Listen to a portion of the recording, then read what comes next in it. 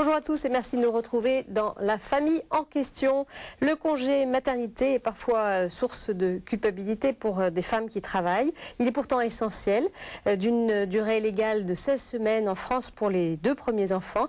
À quoi sert ce temps particulier consacré à l'enfance? C'est ce que l'on va voir dans cette émission. Pour cela, j'accueille 2 invités. Tout d'abord, Charlotte de Rivière, bonjour. Bonjour. Alors, vous venez d'avoir votre 3e enfant et vous nous direz comment vous avez vécu votre congé maternité qui, je le précise, est plus long pour un 3e. C'est 26 semaines, la durée légale. Tout à fait. 2e invitée, Anne Gatecel, bonjour. Bonjour. Vous êtes psychologue et vous avez coécrit avec Carole Renucci le livre Amour, enfant, boulot, comment sortir la tête de l'eau. C'est paru chez Albin Michel. Enfin, on retrouve notre chroniqueur Jean Villeminot. Jean, bonjour. Bonjour Stéphanie. Alors, vous êtes diacre et père de famille, grand-père. Vous nous apporterez votre éclairage tout à l'heure sur ce thème. Avant d'aller plus loin, on va entendre le témoignage de 2 jeunes femmes qui sont en congé maternité, l'une avant et l'une après la naissance. C'est un reportage de Violaine Molinaro. Brunohilde, 26 ans, attend un heureux événement. Donc ici, ce sera la chambre du bébé, de son berceau. Depuis un mois, c'est en toute sérénité qu'elle profite de son congé maternité pour achever les préparatifs à la venue de son premier enfant. Alors ça, c'est le petit body qu'on a choisi qui mettra tout de suite à la naissance. Brunohilde est infirmière et avec des journées de 12 heures, concilier grossesse et activité professionnelle n'a pas été de tout repos. Alors ce congé, la future maman le vit comme un moment privilégié qui lui permet avant tout de prendre soin d'elle et de profiter pleinement des sensations que lui procure sa grossesse. J'ai plus de temps, moi, pour essayer de jouer un petit peu avec lui quand il bouge. Il a plus tendance à bouger et à se manifester quand je suis au repos, quand je suis allongée, quand je suis bien reposée. Je sens vraiment que je suis qu'on est 2, quoi. Un temps précieux qui permet aussi à la jeune femme de se préparer à devenir maman et se rassurer avant l'arrivée du bébé. J'aimais bien savoir un petit peu les différents développements du bébé, savoir que à 5 semaines, son cœur il a commencé à battre. On arrive un petit peu plus à concrétiser l'idée d'être enceinte en fait. Mariée depuis 1 an, dans quelques semaines, l'arrivée du bébé va bouleverser la vie du couple. Complètement investi dans la grossesse de sa femme, Vincent a pris son rôle de futur papa très au sérieux. Et c'est une jeune femme épanouie qu'il retrouve à la maison. Elle est beaucoup plus jolie, dans le sens beaucoup moins fatiguée. Et finalement, on a beaucoup plus de temps ensemble, aussi bien pour en discuter. Je pense que ma préparation, entre guillemets, passe aussi par là. Dans moins d'1 mois, la vie du couple se transformera en vie de famille. Mais le congé maternité, c'est aussi après l'accouchement. Il n'aurait pas été si facile pour Julie et sa petite Apolline d'apprendre à se connaître et tisser au fil des jours de solides liens affectifs si la maman avait repris son travail après la naissance. En tout cas, au début, moi, j'avais l'impression qu'il était arrivé, ce bébé, et que c'était pas vraiment le bébé que j'avais dans le ventre, qu'il n'y avait pas vraiment de lien entre ce que j'avais pu tisser pendant 9 mois avec ce bébé que j'attendais. Et puis, ce qui est génial, c'est quand on commence à avoir un petit peu d'interaction avec son bébé. Tous les jours, ça change, tous les jours, ça apprend quelque chose. Nous, par exemple, la semaine dernière, tout d'un coup, en milieu de semaine, elle est devenue beaucoup plus calme et elle a commencé à faire des sourires, elle a commencé à faire des petits arreux. Et c'est vrai que ça permet de voir toute cette évolution.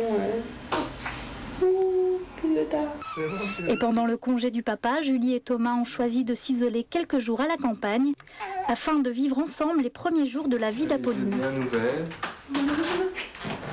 Ça nous a permis de faire une coupure et de se mettre un peu à l'écart.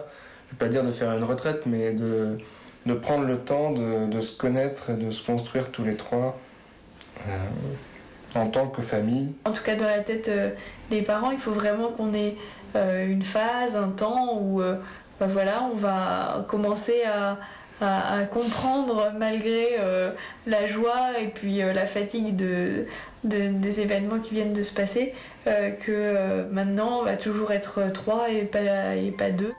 Un moment unique qui permet au nouveau foyer de poser ses fondations et de trouver un nouvel équilibre. Alors Charlotte, une réaction à ce reportage. Vous vous retrouvez dans le témoignage de ces 2 jeunes femmes? Plus ou moins, plus Oui. ou moins. Plus ou moins. Je pense que le temps avant la naissance est très différent dans la fratrie, en fait, pour la maternité, en fait. Est-ce que c'est le premier, le deuxième ou le troisième enfant? Ça joue différemment. Alors, par expérience, effectivement, je peux parler de ça parce que j'en ai 3. Oui. Et je pense que le premier, on le vit très différemment, avec des points positifs et négatifs, Oui. et, par rapport au troisième. Voilà. D'accord. Parce qu'on s'attend à des choses au premier, on n'a pas forcément ça à la naissance. On s'attendait à un petit brin aux yeux. Hein. En fait, on n'a pas du tout ça, parce qu'on a tous des gènes cachés. Et on se dit, c'est plus ou moins ce que j'attendais. Oh là là, je suis étonnée. Le troisième, par exemple, c'est très plus différent. rodé. Voilà, plus rodé. Et donc, les choses un petit peu difficiles, justement, ce qu'elle disait, notre vie va changer, etc. Et vous l'avez déjà vécu. Voilà, donc Voilà. on est moins traumatisé pour les points négatifs du changement. Il y a D'accord. des points positifs, bien sûr. Hein, On y mais- reviendra. Donc voilà. Alors, Anne Gatessel, une réaction par rapport à ce qu'on vient de voir, ces deux jeunes femmes, où vous rencontrez pas mal de femmes qui vivent un petit peu ces changements. Je crois que c'est très important le temps avant. Hein, c'est Oui. le temps où effectivement on est déjà complètement plongé dans cette future naissance. On se coupe effectivement du monde professionnel et ça peut être difficile à vivre pour certaines mamans, ce temps avant et ce temps après, mais tout à fait fondamental et nécessaire. pour Pourquoi la ça peut bonne... être difficile? Parce qu'effectivement, on est plus tout à fait centré sur soi, mais on est centré sur l'enfant à venir. Oui. On n'est plus centré sur sa carrière, on est centré sur l'enfant à venir. Et en quoi Donc, ça peut être dur, parce ça? que ça peut être une frustration quand une femme, effectivement, a beaucoup investi son monde professionnel. Tout d'un coup, de se retrouver chez elle, voilà, à attendre a l'arrivée de complètement l'enfant. une identité par rapport à la reconnaissance qu'elle a dans son monde professionnel. Le fait d'être à la maison et effectivement centré Ouais. sur cette vie familiale qui va naître, ça peut être frustrant à un certain moment. D'accord. Mais en même temps, c'est tout à fait nécessaire. Je rappellerai simplement une toute petite chose du célèbre pédiatre et psychanalyste Winnicott, qui disait que si cette mère n'était pas enceinte, on pourrait penser que cette mère est malade psychiatriquement.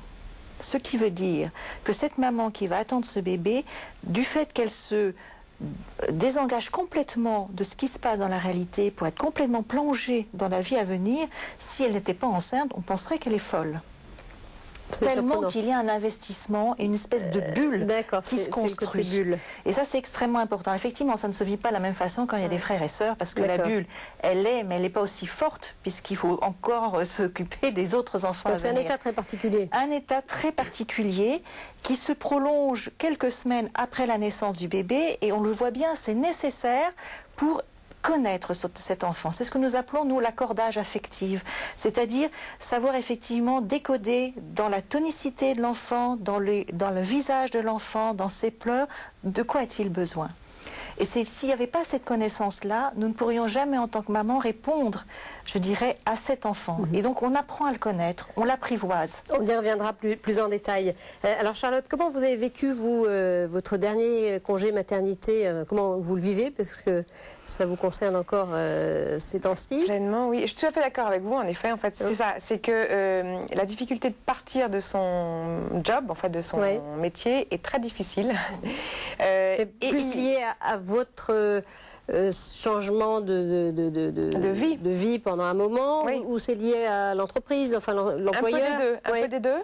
Mais si on sort du contexte, j'ai un patron comme ci, comme ça, c'est en fait, on est impliqué dans quelque chose qui vous passionne à plein temps, ce qui est mon cas. Hein, je ne suis pas du tout à 4/5e pour mes enfants et tout, donc je suis à plein temps. Et tout d'un coup, on doit se retirer de ce monde pour accoucher. Bon, ce qui n'est pas toujours une partie de C'est plaisir. déjà Enfin, une ça étape. se passe toujours bien. Enfin, bon, voilà. Et puis après, on se dit qu'on va avoir ces fameux 3 mois derrière. Parce que moi, ça dure 3 mois à partir du moment où je peux m'intéresser à autre chose. Lire la presse, et je sais si j'en lis d'habitude, les quotidiens, c'est à partir de 3 mois de mon enfance. Sinon, rien ne m'intéresse. Vous êtes focalisé sur Dans l'enfant. cette bulle. Et Dans cette bulle. là, vous l'avez vécu justement comment? Alors, puisque votre bébé a 3 mois, comment ça s'est passé ces mois de bulle? Très bien. Ouais. Très très bien. Beaucoup mieux qu'au premier. Ouais. Voilà. Et pourtant, je ne m'attendais pas à avoir un 3e enfant. Donc, c'était vraiment une surprise. Donc, très très bien. Vous avez pris l'intégralité du congé maternité? Oui, tout à fait. Et je suis encore dedans, puisqu'effectivement, au 3e enfant, vous avez 6 mois au total. Voilà. Vous avez normalement 2 mois avant et 4 mois après. Et il se trouve que moi, j'ai décalé, puisque la loi le permet. C'est-à-dire Ouais. qu'on prend 1 mois juste avant la naissance et on reporte Et le plus dernier après. mois. Voilà. En quoi c'était important pour vous de prendre justement toute cette durée des 6 mois? pour justement être... D'abord, ce sont des choses qui arrivent très peu dans la vie en général de l'homme et de la femme, de pouvoir comme ça donner 6 mois à ses enfants, que ce soit le nouveau qui vient d'arriver ou les précédents. C'est quand même une chance aussi d'être disponible. Et puis pour le nourrisson, c'est justement cette connivence qu'on ne peut créer qu'avec le temps passé. Puisque un nourrisson ne vous dit pas « j'ai soif, j'ai faim, j'ai mal aux fesses, j'ai mal au ventre ». Donc c'est qu'en passant du temps, vraiment, en passant du temps, que l'on décrypte en fait ses besoins, ses envies, ses joies, Et donc ce temps est vraiment en effet plus que nécessaire. Vous êtes d'accord avec ça, Anne Gattezel? Plus que nécessaire, c'est indispensable. Indispensable, structurant, tout à fait structurant. C'est-à-dire que l'enfant, ce nourrisson, il aura l'impression d'exister que si cette mère répond de façon satisfaisante à tous ses besoins. Et effectivement, ces besoins, on est même surpris, c'est de se rendre compte qu'une mère est capable de dire « ah ben il a faim ». Alors que le père dit, mais pourquoi tu dis qu'il a faim? C'est instinctif presque pour la femme au bout d'un moment. Tout à fait. Voilà, alors effectivement, il y a des mères qui ont des difficultés avec ça, qui n'arrivent pas à se décentrer, je dirais. Et ça, c'est difficile. Et elles le vivent mal, parce qu'elles n'arrivent pas à savoir ce dont a besoin un enfant. Mais c'est très rare. La plupart du temps, elles savent. Elles savent à l'intérieur, comme si elles étaient à l'intérieur de leur bébé. Ça, c'est extraordinaire. Et c'est tout à fait nécessaire, puisque l'enfant ne peut pas nous le dire autrement. Donc c'est vraiment en se disant, mais on a repéré qu'effectivement, avec telle mimique, ça veut dire ça. Telle autre mimique, c'est pas tout à fait le même pleur. La maman différencie la tonalité des pleurs. Et elle sait effectivement que celui-là veut dire telle chose, l'autre veut dire autre chose. Et ça, c'est vraiment ce temps qu'il faut, qui est vraiment nécessaire, indispensable. Et pour l'enfant également, c'est indispensable? Oui, parce qu'il sait effectivement qu'il y aura une réponse de la part de la mère, et donc c'est ça qui lui permet de se sentir qu'il existe, parce qu'il y a une réponse, et une réponse qui est adéquate par rapport à son besoin.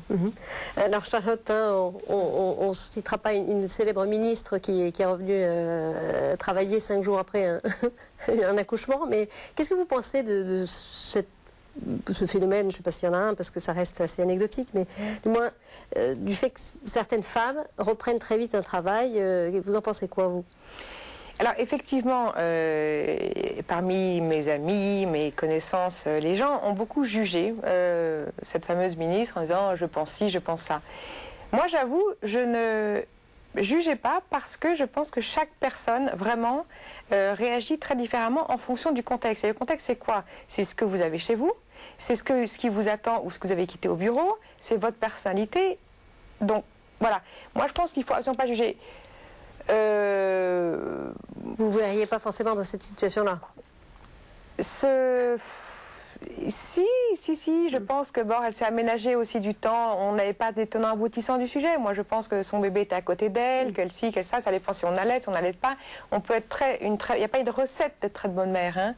Ça se saurait sinon. On prendrait tous la recette A, le plan B. Être une bonne mère, c'est, je pense, passer un peu de temps. Alors, elle peut le passer différemment, chacun. Mais encore une fois, je rebondis sur ce qu'a dit Anne, si je peux me permettre, pour dire que c'est vraiment essentiel, je trouve, pour la mère et pour l'enfant, parce que cet être que vous mettez au monde, vous ne le connaissez pas. Et vous ne le connaissez pas. Et pour le premier, c'est encore plus traumatisant parce que vous ne savez pas à quoi vous attendre un nourrisson. Mais quand la femme, dans le reportage, dit « moi, on est deux, je sens qu'il bouge », on ne connaît pas son être. Enfin, faut le voir. Voilà, et puis il faut apprendre à connaître son caractère. Et moi, le premier, quand il est né, mon mari était à côté de moi, on voulait se retrouver tous les deux et on dit mais c'est qui cet enfant? Qu'est-ce qu'il nous veut? C'est un peu un étranger au début. Mais c'est un étranger, il ne faut pas avoir peur des mots, c'est un étranger. Et c'est qu'avec le temps passé et ces congés mat que la loi nous donne et qui est souvent remis en question, et puis dans les pays scandinaves il est beaucoup plus long, dans les pays... Bon, donc on en parle beaucoup puisque les femmes travaillent aussi de plus en plus. Est vraiment très important.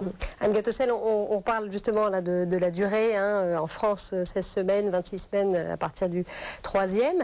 Est-ce que cette durée légale, elle est suffisante selon vous? Je crois qu'il faut vraiment répondre de façon singulière. Pour certaines femmes, au bout de 2 mois, elles n'en peuvent plus de rester avec leur bébé, d'être coupées du monde et elles ont envie de reprendre le travail. Oui. je pense que ça serait mieux d'avoir une réponse plus adaptée, je dirais. Est-ce que vous pensez que ce temps a été pensé en fonction d'une étape de développement dans la relation mère-enfant? Oui, mais encore une fois, c'est vrai que 2 mois et demi, 3 mois, c'est quand même c'est tôt. petit. C'est très petit, tôt, hein, pour une séparation. Ça oblige effectivement, si on l'allait, à le sevrer ou de façon ou de maintenir l'allaitement mixte. C'est quand même très jeune, c'est quand même difficile. Ce serait quoi le moment idéal s'il y en avait un pour une séparation? Il n'y a pas de moment idéal, je veux dire. Moi personnellement, j'ai retravaillé tout de suite aussi, de façon je dirais en aménageant avec mon bébé effectivement à côté de moi. Donc je pense qu'il n'y a pas de bonne ou mauvaise réponse à cela, mais je crois que c'est de répondre de façon singulière. Ce que l'on sait, c'est qu'effectivement, il faut quand même qu'il y ait des temps d'échange d'extrême de qualité. Et pour rebondir sur ce que vous veniez d'évoquer par rapport à cette ministre, si elle a pu aménager du temps pour connaître son enfant, très bien. Si effectivement elle délègue tout à quelqu'un d'autre, là ça pose problème. D'accord. Donc la mère ne peut pas être remplacée. Hein. Absolument pas. Voilà. Pour en revenir un petit peu à ce découpage avant-après, pour vous Charlotte, l'avant-accouchement, alors on va peut-être parler du 3e enfant, parce que vous le disiez, hein, vous avez vécu les choses différemment pour les 3, mais disons pour ce dernier congé, cette période de l'avant, c'est un temps de préparation, comme on l'a vu dans le reportage, on prépare la chambre, les vêtements, etc.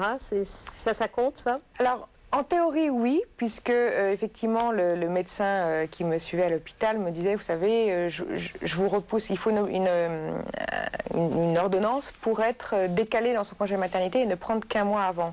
Et elle a un petit peu lutté contre moi en me disant, vous savez, vous avez besoin de ce congé mat pour psychologiquement vous rendre compte que vous allez avoir un enfant. Il ne faut pas le négliger. Voilà, elle dit, il ne faut pas le négliger. Et moi, j'ai poussé à fond pour vraiment travailler jusqu'à la fin. J'avoue que le dernier mois, effectivement, c'est important pour se mettre en condition. En effet, moi, j'avoue, je n'aime pas du tout être enceinte. Donc, moi, sentir le bébé, je dis plutôt qu'il me fait mal, plutôt que c'est une fête voilà.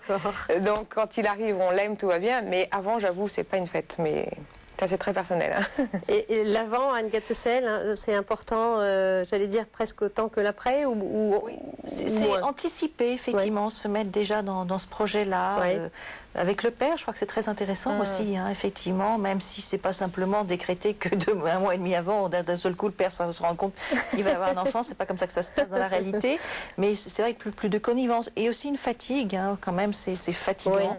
L'accouchement, c'est aussi une épreuve physique. Donc c'est important que la mère arrive aussi reposée. Ça, c'est très important.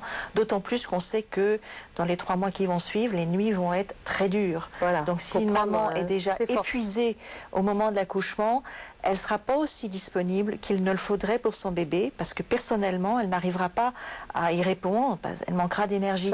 Donc c'est quand même extrêmement important d'être dans ces bonnes conditions physiques et psychologiques. Voilà. Même si on sait, hein, depuis 2007, on peut reporter du temps, prendre moins avant l'accouchement et un peu plus après, ça vous semble adapté si la femme est en forme physiquement ? Oui, tout à fait. Et puis, alors quand il y a d'autres enfants, c'est aussi très intéressant de préparer cette venue d'enfants avec la fratrie.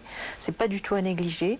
L'aménagement de la chambre, c'est pas simplement pour les parents, c'est aussi pour les autres enfants. L'espace qu'on va créer pour ce nouvel enfant. Donc, pour les autres enfants, se mettre à anticiper aussi qu'il va y avoir un changement, parler de tout ça, ranger, acheter des jouets, trier les habits des aînés pour le futur qui va venir. Ça, c'est extrêmement important de prendre tout ce temps-là. Et c'est très bénéfique parce qu'ils ont une maman qui habituellement travaille, qui va être un peu plus disponible, qui sera là peut-être à la sortie de l'école.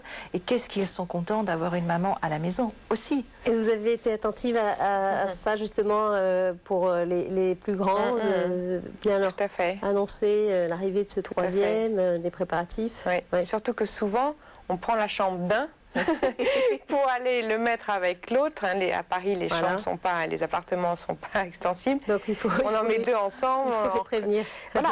Et ça, on le fait justement avant l'arrivée, parce que sinon, il risque d'avoir une petite jalousie.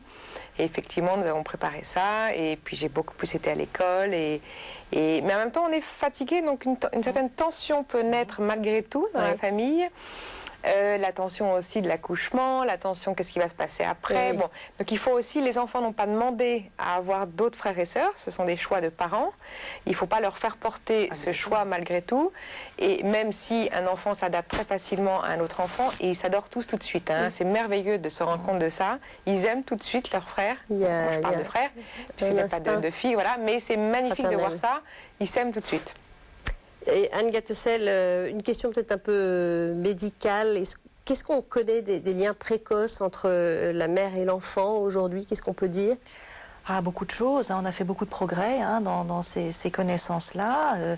On sait qu'un enfant entend son environnement depuis le 5e mois à peu près. Donc il entend la voix de son père, il entend la voix de sa mère. Alors la voix de sa mère, il l'entend de l'intérieur, mais aussi différemment. La voix de son père, il est très sensible au toucher. Je veux dire, il y a beaucoup de choses que l'on connaît. C'est-à-dire que c'est vraiment un être vivant très très vite. Et ça, c'est une personne à part entière, même si effectivement, c'est une personne dépendante. Voilà. Et ça, c'est très important. Et donc, il faut revenir effectivement à ce temps nécessaire que la mère doit passer avec son enfant parce qu'il y a cette dépendance totale au départ. Sinon, l'enfant ne peut pas survivre. Hein, exactement. Merci à toutes les deux. Je me retourne vers vous, Jean, à présent. Alors, vous en pensez quoi de ce congé maternité? Même si ça ne vous concerne pas directement. Mais si, bien sûr. Moi, j'ai écouté avec un immense intérêt ce qui vient d'être dit.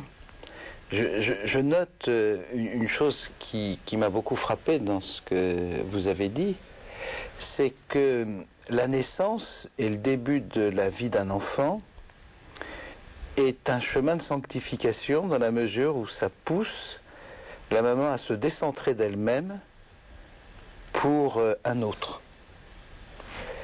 Et donc, de ce point de vue-là, c'est une véritable école du don de soi. Parce que, voilà, le projet professionnel, l'accomplissement personnel devient second. Tout est orienté vers un autre. Et je crois qu'il est important de le voir comme un chemin de sanctification et un vrai chemin de conversion. Conversion à l'autre. Mais dans votre discours, étant donné que je suis le seul homme ici, j'ai été intéressé de voir dans le témoignage la place du père. Et je me suis dit en vous écoutant, alors que j'ai 5 enfants, donc je devrais déjà le savoir, mais je me suis dit en vous écoutant que le congé maternité doit être, et la grossesse doit être également un chemin de conversion pour le père. Et le père doit savoir se décentrer totalement de lui-même pour être, je dirais, absolument au service de son épouse. Je n'avais jamais réfléchi jusqu'à présent à l'intérêt de ce point de vue-là du congé paternité. Et je crois qu'il y a une vraie matière à réflexion là-dessus, à condition que ce soit également pour lui l'occasion d'un vrai chemin spirituel. Il y a un dépouillement au niveau du père, car l'attention de la mère se décentre aussi quelque part de son mari. Il y a un certain dépouillement qui est désirable, parce que c'est un chemin aussi de sanctification. Il faut se rappeler que dans la révélation, nous apprenons que l'amour est un don donné. Je veux dire par là que l'amour conjugal, c'est le don des époux, c'est ça qui est fondateur, mais en même temps que ce don des époux n'est vrai que s'il est donné. C'est l'ouverture à la vie, c'est l'ouverture au monde extérieur. Et la grossesse et le début d'une vie nous plonge directement dans cette réalité. Nous ne nous aimons pas, nous ne formons pas un couple pour nous-mêmes, mais pour les autres. Tout orienté vers les autres, avec cette spécificité très forte qui est la venue de cet enfant. Et donc je crois que ça vaut le coup de dire aux pères que la grossesse est un temps où ils doivent protéger. Je ne le mets pas du tout avec un terme paternaliste. Moi, j'ai fait l'expérience. J'ai fait l'expérience de ce que c'était que de protéger mon épouse, notamment contre les investigations médicales. Lorsque on a eu notre dernier enfant, mon épouse avait 40 ans, elle a été en quelque sorte un peu persécutée par le corps médical qui prend toutes les précautions, et j'ai dû exercer un rôle d'autorité pour la protéger de ce qui finalement crée chez elle des inquiétudes. Et ça, c'est un rôle que seul le père peut faire. Oui. Et puis en même temps, le père doit aider la mère à couper le cordon ombilical. Peut-être, au moment de ce congé maternité, apprendre aussi à créer cette distance qui va lui permettre de retrouver d'une façon sereine son activité et en même temps de préparer l'avenir. Merci Jean et merci à toutes les deux. Je rappelle le titre de votre livre, Anne Gatteset, L'amour, enfant, boulot, comment sortir la tête de l'eau, et c'est aux éditions Albin Michel. Merci à tous de votre attention. À la semaine prochaine pour un nouveau rendez-vous de la famille en question. Au revoir.